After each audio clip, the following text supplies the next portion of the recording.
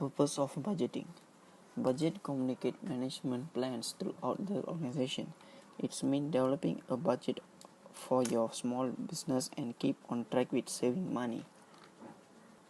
Second is budgeting force manage to give planning to top priority. It's mean payment of credits and the payment of salary. The third one is budgets provide a means of allocating resources to their most effective users. And budgeting uncovers potential blockers.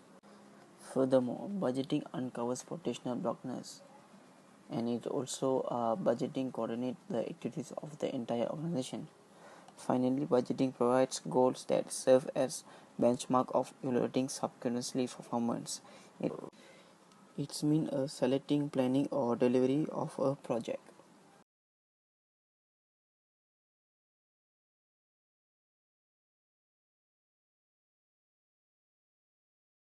Format an example of the sales budgets. So firstly, we have to find out the total sales. In order to find the total sales, we have to times the sales units with the price per unit. So we have to find the second quarter, which is April, May, June, and this is the total. So 20,000 times by 10 equal to 200,000, and same goes to May and June, and we total up, we got the total sales. This additional data is for schedule of expected cash collections. So, as mentioned, firstly, the company collects 70% of this credit sale in the month of the sale, 25% are collected in the month following sales, and the remaining 5% are uncollectible. Second, the account receivable balance on March 31 was 30,000. This balance is actually the beginning balance for April. When they said the ending 31 is the ending of the March, is the beginning of the April. So this is the format for schedule of expected cash collections. We have account receivable beginning balance, we have April, May, June sales, and the total cash collections. So as I mentioned before, this is the account receivable beginning balance, and this is the total 30,000. And the April sales 70% times 200,000 with 25% times 200,000. 70 and 25% we got from the additional data, and 200,000 we got from the total sales. May is 500,000, June is 300,000. So we put here April sales 70% times 200,000 we got 140,000 for April, and the following month is 25% times 200,000 we got 50,000, and we total up here. It same goes to the May sales and June sales 500,000 and 300,000. So we got the total cash collections, which is 30,000 plus 140,000, we got 170,000. Same goes to May and June, and this is the total of the cash collections. That's all for our schedule of expected cash collections. This is the example of the production budgets. So we have the budgeted sales, desired ending inventory, beginning inventory, and the required productions. So we have the April, May, June, and July. So the budgeted sales, we have the 20,000, 50,000, 30,000, and 25,000. This amount we got from the sales unit. This one, 20,000, 50,000, 30,000. All these are given in the questions. We plus we desire ending inventory. In the additional data said the company desires to have inventory on hand at the end of each month equal to 20% of the following month's budget unit sales, which means this 20% we have to times by 50,000 in order to get this April ending inventory. Same goes to the May. We have to times 20% by 30,000 and we got 6,000. And for June, we have to times 20% with 25,000, we got the 5,000. For July also, we have to find out the amount of the August, and we have to times by 20% and we got 3,000. All these all these amount are given in the question, so we just have to times by the amount, the percent they give. And lastly is total needs, which is we will have to plus these 20,000 and 10,000. Same goes to May, June and July. So we got the total needs. And the last beginning inventory is we got from this. On March 31, 4,000 units were on hand. This ending of March is same to the beginning of the April, so it's 4,000. So 10,000, this one is the ending inventory of April, is we bring here for the May.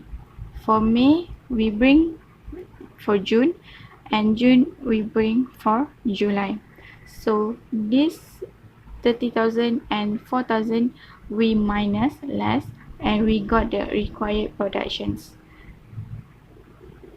10,000 minus 56,000, we got 46,000, and June and July same goes, we have to minus, and we got the amount here.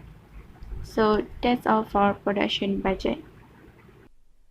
Direct materials budget. It is used to estimate an appropriate allocation of resources. To have an adequate supply of raw materials and other supplies is important to ensure a smooth process. This is the formula needed to calculate the cost of raw materials to purchase. First, we need to find the production needs. Required production in units is multiplied with raw materials per unit. The total needs in pounds is production needs plus the desired ending inventory. To calculate the amount of raw materials to purchase, the total need in pounds minus the beginning inventory. To calculate the cost of raw material to purchase is the amount of raw material to purchase multiplied by the cost per material. Here is an example of how to calculate the cost of raw materials to be purchased. First, the required production in units is multiplied by the raw materials per unit. As you can see, in the month of April, 26,000 is multiplied by 5 and is equals to the production needs 130,000 pounds. Adding desired ending inventory will equal to the total needs in pounds. Minusing the beginning inventory will result in the raw materials to be purchased. Therefore, multiplying it by the cost per material will result in the cost of raw materials to be purchased. Direct labor budget. It is used to estimate the total cost of direct labor costs and the number of direct labor hours needed for production. It is used to manage labor force requirements to adjust workforce to workload. Direct labor budget is prepared after production budget. Here is the formula that is needed to calculate the total direct labor cost. First, units to be produced is multiplied by the direct labor hours per unit. This will equal to the total hours of direct labor time needed. Total hours of direct labor time needed is multiplied by the direct labor cost and will equal to the total direct labor cost. Here is an example of how to calculate the total direct labor cost. In the month of April, the units to be produced is 26,000. Multiplying by the direct labor hours per unit 0.05 will result in the total hours of direct labor time needed, which is 1,300. Multiplying by the direct labor cost per hours, that is $10, will total in direct labor cost of $13,000. I'm Amar. So we are on chapter of budgeting, and the subtopic is manufacturing overhead budget. So the additional data have been given is variable manufacturing overhead is 20 ringgit per direct labor hour, and the fixed manufacturing overhead is 50,500 per month.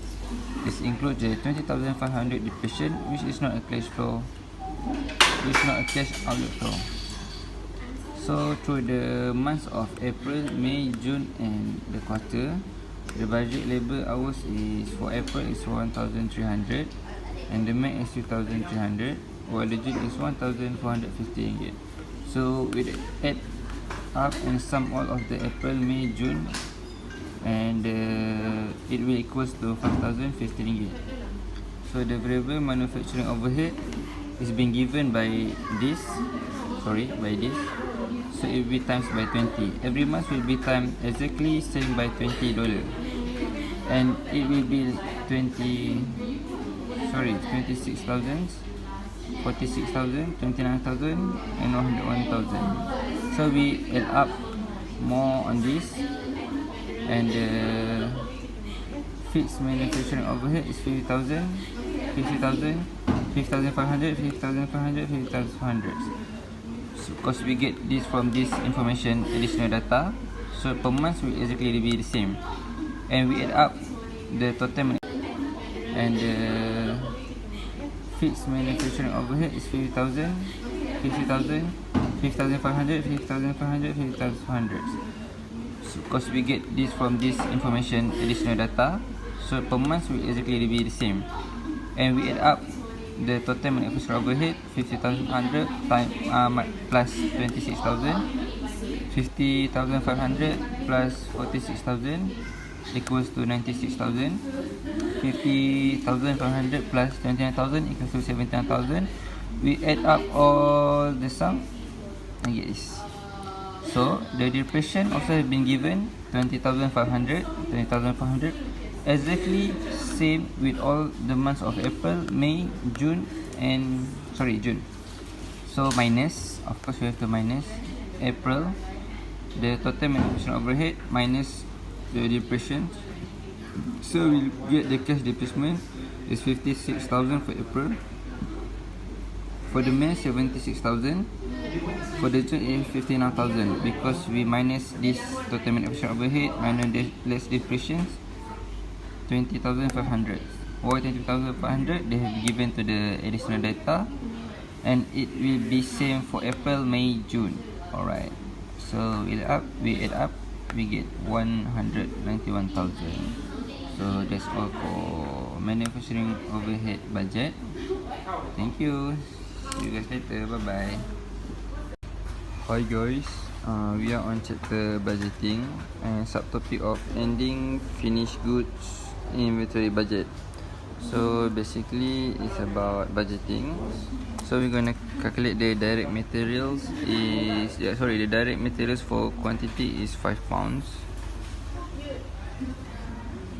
and the direct labor for quantity is 0.05 hours. Manufacturing overhead is 0.05 hours, and the cost is 40 cents per pound. Same goes with direct labor is $10 per hour, and the manufacturing overhead is 50 ringgit per hour, and the total is 5 times $40. For direct material is $2. 0.05 hours times $10 is equal to 0.5. Also 0.05 hours times 50 per hour, $50 per hour is 2 ringgit 50 cents, and the unit production cost is $5. Okay, so the predetermined overhead rate is equals to total manufacturing overhead divided by total direct labor hours.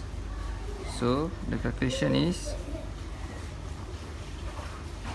252,500 divided by 5,050 hours is equals to 50 ringgit per hour.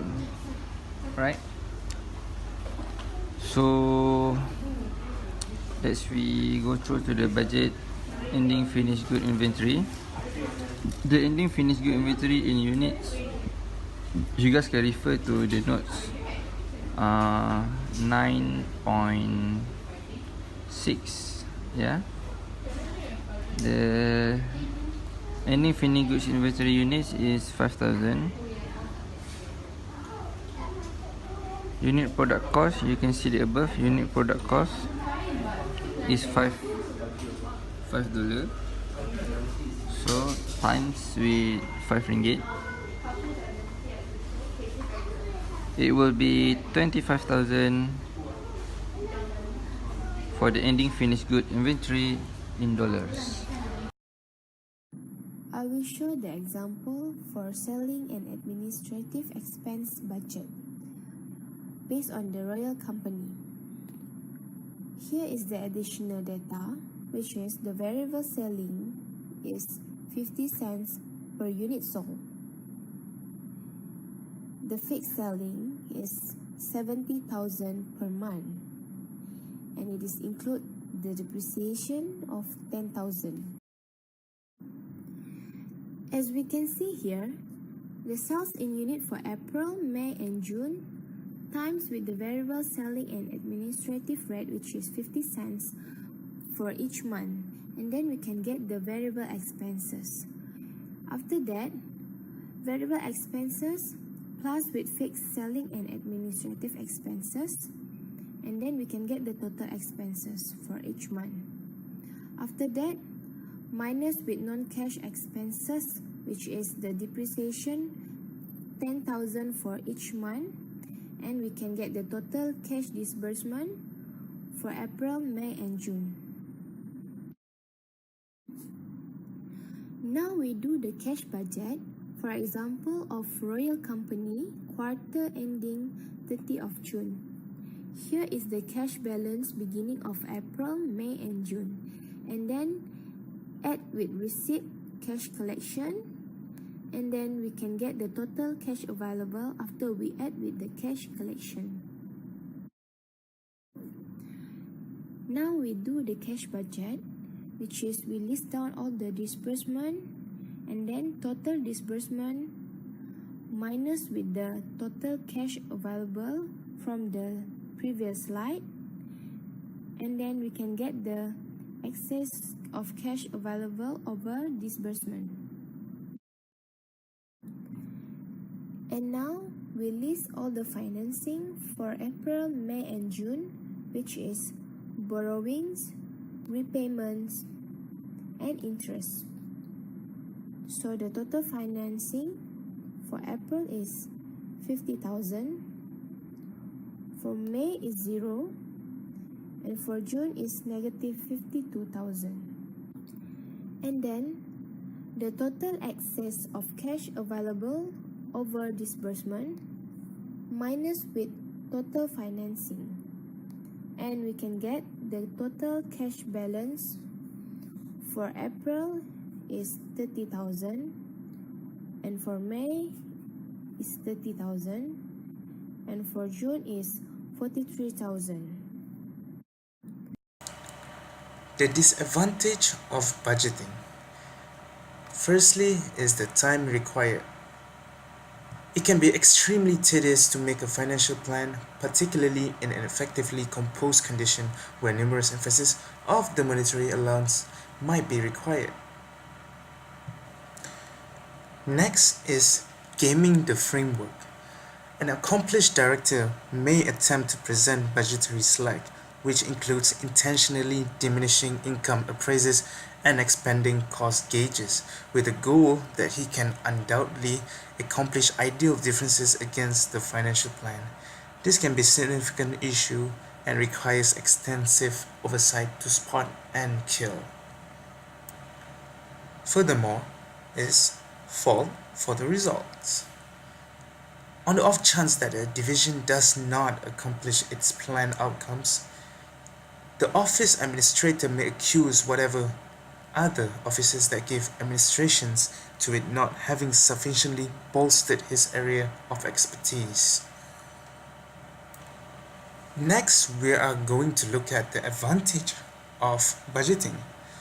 So firstly is the arranging introduction. The way towards making a spending removes administration from its transient, everyday administration of the business and empowers it to think longer term. This is the main objective of planning, regardless of whether administration does not prevail with regards to meeting its objective as laid out in the financial plan. In any event, it is contemplating the organization's focus and budgetary position and how to enhance it. Next will be the productivity audit.